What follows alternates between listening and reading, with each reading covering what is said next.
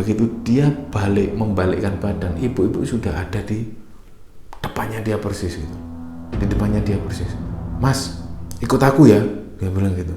Loh, kemana bu? Udah ikut aku mau minta tolong gitu. Ditarik gitu. Nah dia ini kan nggak tahu apa-apa kan. Loh, dibawa gitu. Jadi dipegang tangannya, dia dibawa masuk ke kamar itu sama persis. Dibukakan pintu yang kaca itu, mau didorong dari balkon. Jadi dia itu sudah didorong dari balkon, dia itu pegangan tangga terus sadar. Loh bu, begitu dia noleh nggak ada orang. Dia lari terbirit-birit lari.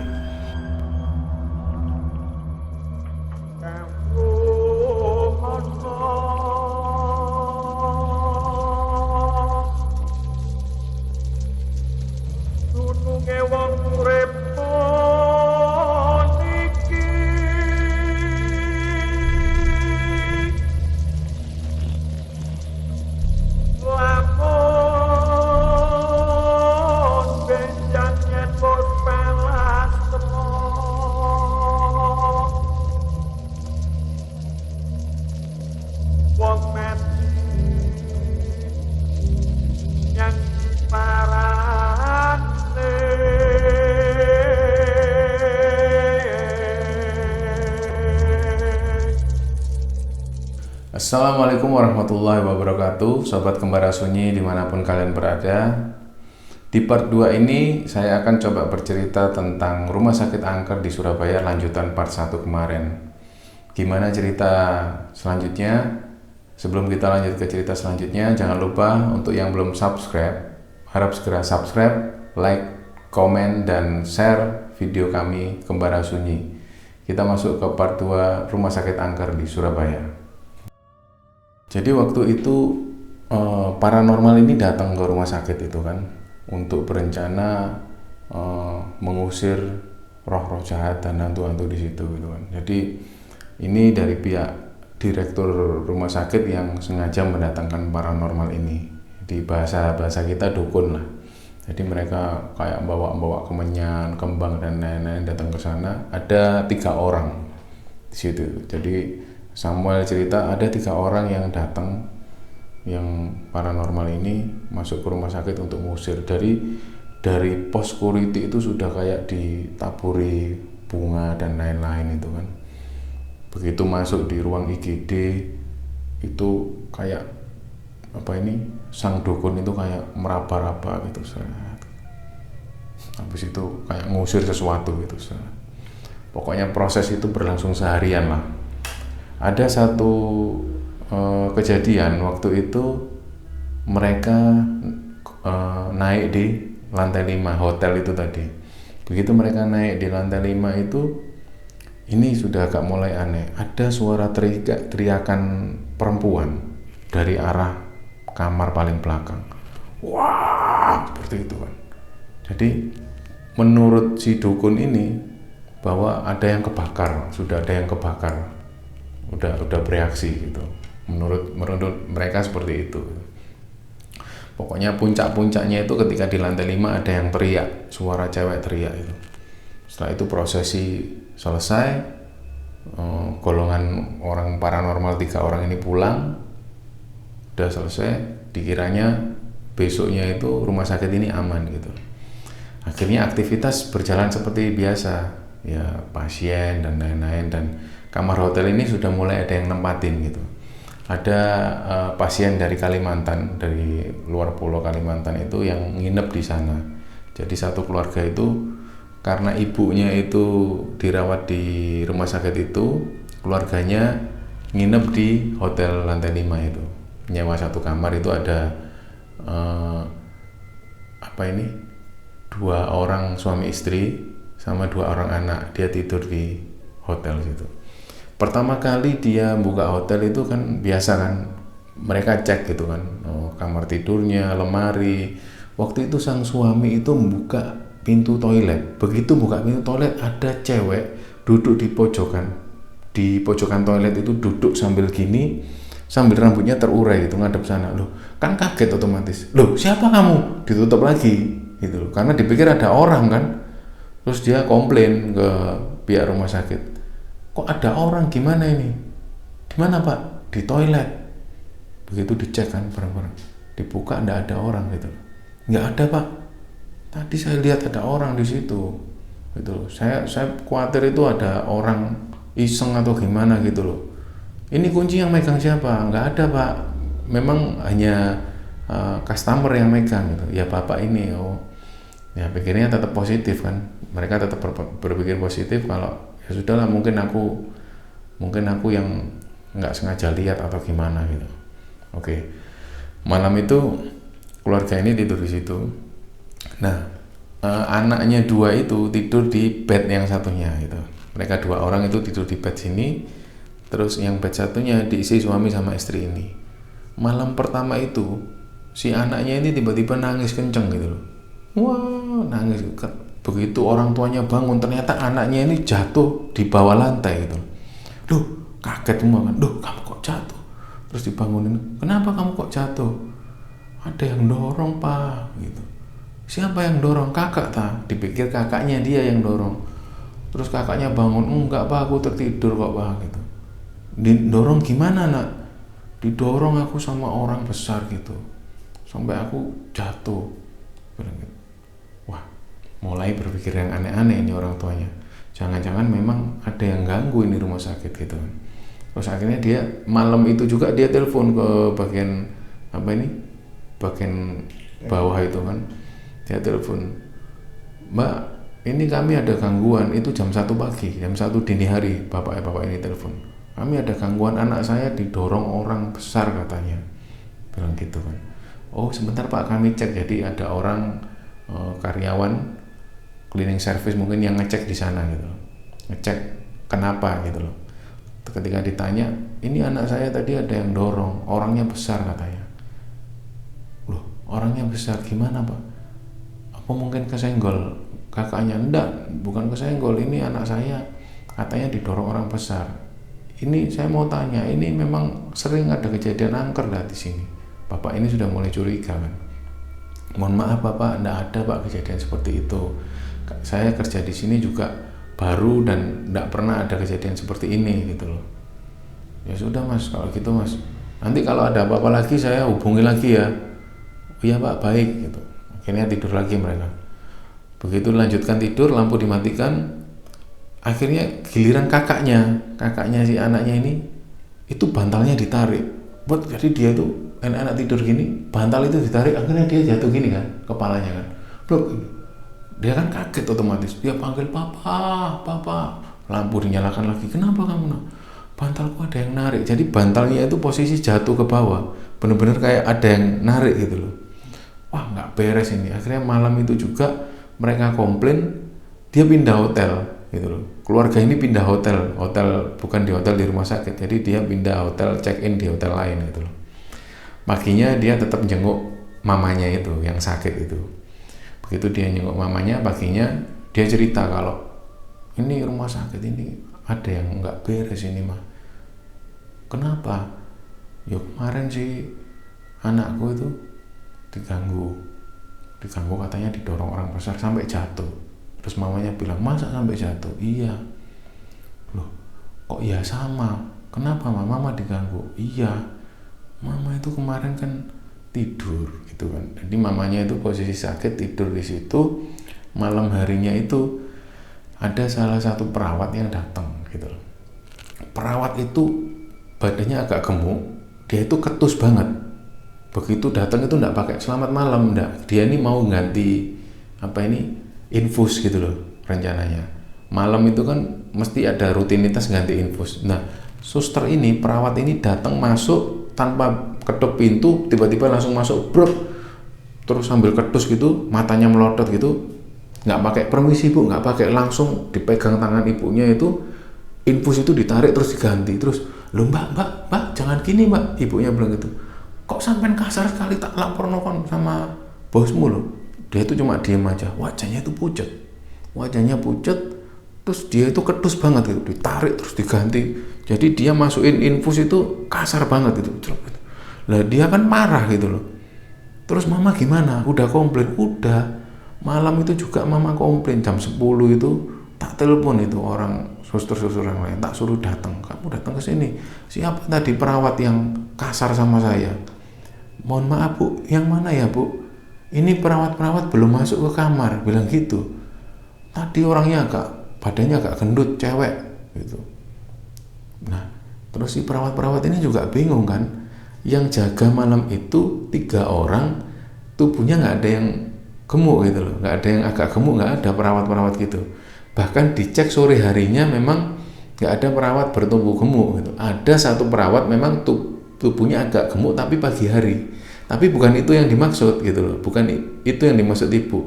Oh kalau mbak yang agak gendut itu saya tahu, itu baik orangnya, bukan, wajahnya nggak gitu kok, dia juga nggak pakai seragam ini.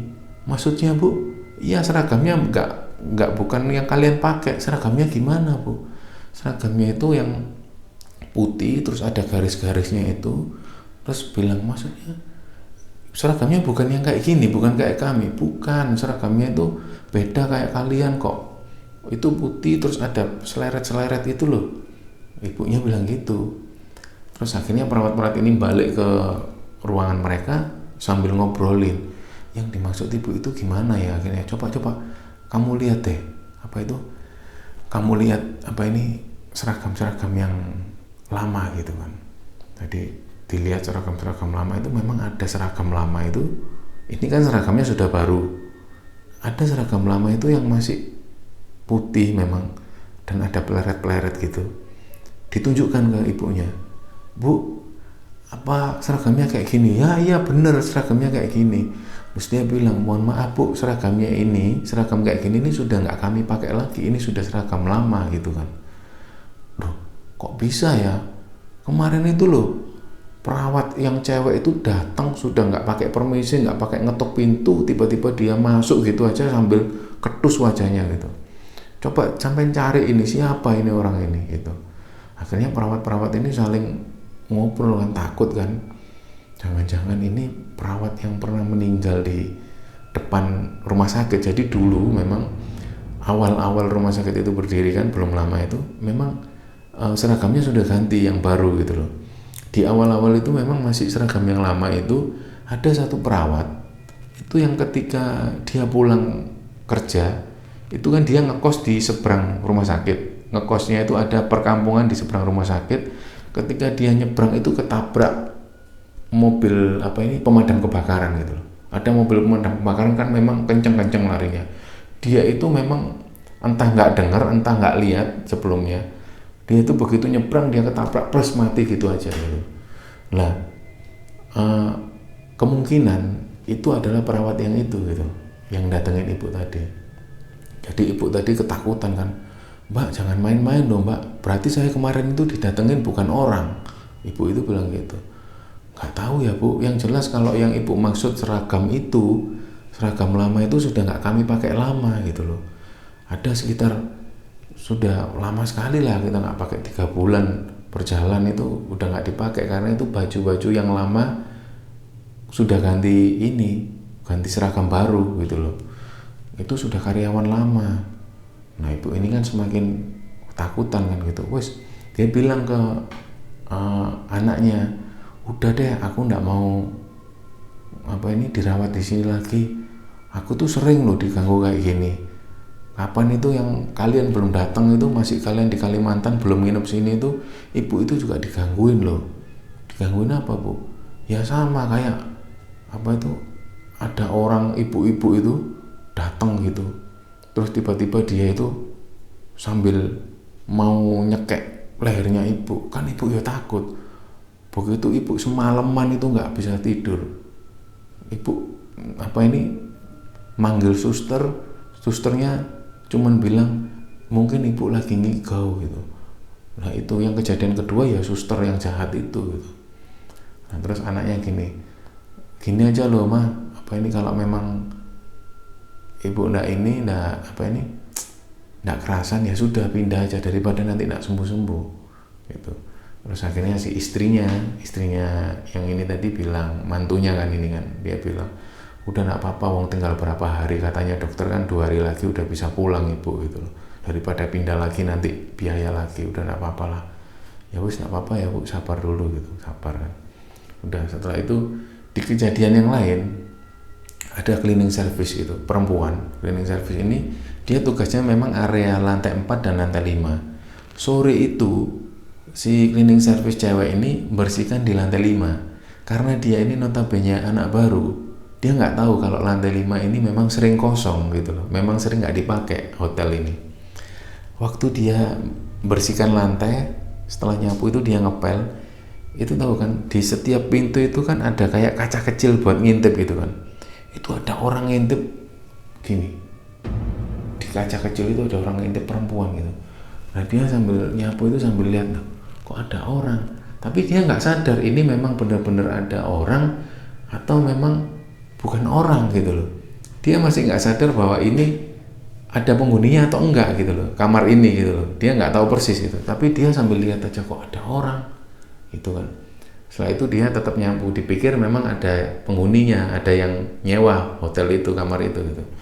Dia sambil nyapu, terus tiba-tiba itu ibu-ibu ini datang nyamperin dia.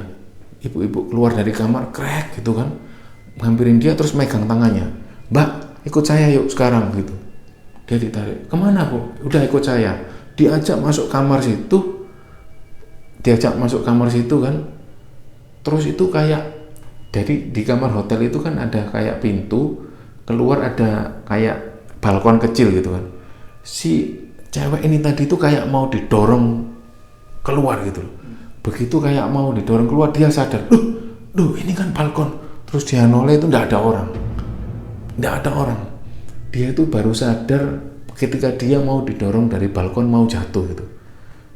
Dia begitu sadar, dia langsung lari turun ke bawah itu. Dia menghampiri HRD-nya. Dia langsung minta resign hari itu juga, karena dia ngerasa udah nggak beres. Udah ya, dia resign kan. Terus ada karyawan baru lagi, cleaning service yang ditugaskan di lantai 4 sama 5 itu tadi. Sama kondisinya, situasinya sama. Waktu dia lagi ngepel nyuci itu, ada ibu-ibu sama anaknya itu berdiri di depan. Nah dia kan tetap nggak tahu kan, karena dia orang baru, notabene orang baru. Dia lihat kok ada ibu-ibu sama anak-anak, tapi dia cuma diam aja berdiri di pojok gitu sambil gandeng anaknya gitu. Semakin dideketi, ibu nyari siapa, ditanya gitu. Dia itu ibu-ibu masih diem aja gitu sambil sama anaknya gandeng gitu. Bu, ibu mau nyari siapa? Ibu di kamar berapa? Ditanya gitu sama cleaning service-nya. Si ibu sama anaknya cuma diem aja. Habis itu dia kayak ngerasa kok ada yang aneh ya, jangan-jangan ini bukan orang gitu loh. Dia itu sambil pelan-pelan mundur, pelan-pelan sambil menghindar gitu loh maksudnya, karena dia ngerasa ini bukan manusia ini pasti. Terus begitu dia mau turun ke lantai bawah, ibu ini manggil mbak gitu. Wah dia kan malah semakin ketakutan kan. Dia semakin mendekati tangga itu, si ibu tadi manggil mbak gitu sambil keras. Dia turun langsung ke bawah. Sama persis kondisinya, dia langsung datengin HRD, dia minta resign hari itu juga. Karena takut gitu loh. Karena benar-benar sosok yang nakutin ini benar-benar langsung ada di depan mata gitu loh. Hari itu juga dia minta resign gitu. Nah, si HRD ini akhirnya konsultasi sama direktur rumah sakit. Bu, mohon maaf, ini di bagian cleaning service dan OP ini beberapa kali banyak yang resign gitu loh. Masuk cuman 1 hari 2 hari dia resign karena diganggu di lantai 5 gitu. Loh kenapa bisa gitu? Karena si direktur ini kan tetap berpikir logis ya. Kenapa bisa gitu? Karena diganggu Bu. Yang ganggu ini nggak main-main. Yang pertama itu dia mau dilempar dari balkon rumah sakit di lantai 5 itu. Nggak mungkin masa kayak gitu. Iya Bu, ini sudah 2 orang yang resign. Ini ada 1 lagi pelamar baru cowok. Ini kami nggak bilang apa-apa. Nah, kalau ada kejadian ini lagi gimana di lantai 5? Ya wes, aku pengen ngerti itu anak cowok itu, masa cowok digangguin nggak berani gitu. Akhirnya si cowok ini kan masuk kan cleaning service ini sebagai orang baru, sama ditempatkan di lantai 4 dan lantai 5 itu. Begitu giliran dia bersih-bersih di lantai 5 itu, begitu nyapu gitu, jadi sama persis di dalam ruangan lantai 5 itu tadi ada 1 kamar itu. Di kamar yang sama itu ada ibu-ibu ngintip lagi. Jadi pintu itu ada kaca kecil gitu kan, bisa ngintip dari luar itu kan. Itu dia ngintip dari arah dalam itu, ibu-ibu itu. Nah, yang anak baru ini nyapu sambil senyum gitu kan, dipikir itu klien gitu, apa customer yang ada di situ gitu. Dipikir dia senyum gitu, ibu-ibu masih liatin gitu dari dalam sambil kerdus gitu, dia nyapu gitu. Ya sudah, nyapu sampai pojokan gitu, nggak lama itu begitu dia membalikkan badan, ibu-ibu sudah ada di depannya dia persis gitu, di depannya dia persis. Mas, ikut aku ya, dia bilang gitu. Loh, kemana bu? Udah ikut aku mau minta tolong gitu, ditarik gitu. Nah dia ini kan nggak tahu apa-apa kan, loh dibawa gitu, jadi dipegang tangannya, dia dibawa masuk ke kamar itu sama persis, dibukakan pintu yang kaca itu mau didorong dari balkon. Jadi dia itu sudah didorong dari balkon, dia itu pegangan tangga terus sadar. Loh bu, begitu dia noleh nggak ada orang, dia lari terbirit-birit lari, datengin HRD itu tadi. Pak, saya nggak mau pak kerja di sini lagi pak. Kenapa mas? Udah pak, saya nggak mau kerja pak, saya mau ditarik sama orang di lantai 5 itu. Begitu saya noleh nggak ada orang, dia bilang gitu lagi kan. Akhirnya kejadian itu terjadi lagi. Akhirnya HRD ini bilang ke direktur rumah sakit lagi, gimana ini bu? Loh, kan beberapa bulan yang lalu kan sudah didatangkan paranormal toh mas, kenapa kok masih ada kejadian gini lagi? Ini aja lah bu, kalau ibu nak mau, mohon maaf kalau nak mau tersinggung, kemarin itu kita kan manggilnya dukun, saya punya kenalan orang yang bisa meruqyah gitu, dia bilang gitu. Wis apapun caramu lah pokoknya, kamu manggil tukang ruqyah kayak tukang paranormal, pokoknya panggilan yang penting rumah sakit ini jangan ada gangguan lagi gitu. Nah dia kebetulan punya teman ngaji gitu kan, HRD ini tadi punya teman ngaji yang orang ini ustadz yang bisa meruqyah gitu. Ketika dipanggil, nah ustadz ini datang sendirian, dia minta tolong teman-teman yang ayo kita sholat dulu, dia diajak sholat 2 rakaat gitu di musola. Habis itu dia kayak membawa daun bidara itu. Daun bidara itu daun yang biasa untuk melunturkan sihir biasanya di orang-orang ruqyah. Jadi dia membawa daun bidara itu dihaluskan gitu, terus dimasukkan dalam ember air itu. Habis itu dibaca-bacakan ayat-ayat ruqyah di situ.